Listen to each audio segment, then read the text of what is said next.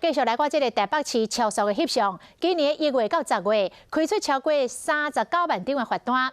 为了这个宽和北路三段护路街这个测速机啊，10个月开出着24735张的罚单，贴下着2020超速处地案的补助。这个罚单的金额高达2968万。 记者目前呢是位在环河北路3段跟葫芦街口这边，我旁边的这一只测速照相呢是龙灯今年台北市的超速取缔王，光罚单就进账了2968万。这条路有够低，台北市宽和北路3段这边驶过的车拢有够紧。高速朋友唔通袂记路边有这支测速的，若无设置超速，就会收到一张红单。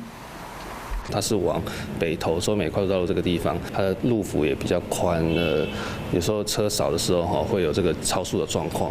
今年台北市超速翕相第一名是伫宽和北路3段甲葫芦街口这边，开出24735张的罚单。第二名是最远的快速道路22346张，第三名是永德大道2段29项21447张，第四名是市民大道甲东宁路15545张。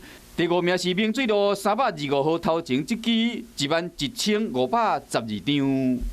我们1到10月份整体的这个超速的取缔件数总共有39万件。一张超速罚单，1200块到2400来算，今年罚款估计有4亿7千万到9亿5千万。虽然甲去年比较起来，违规的件数有较少，因为议员提醒告诉朋友，这有限速的规划，拢是因为路况安全的考虑。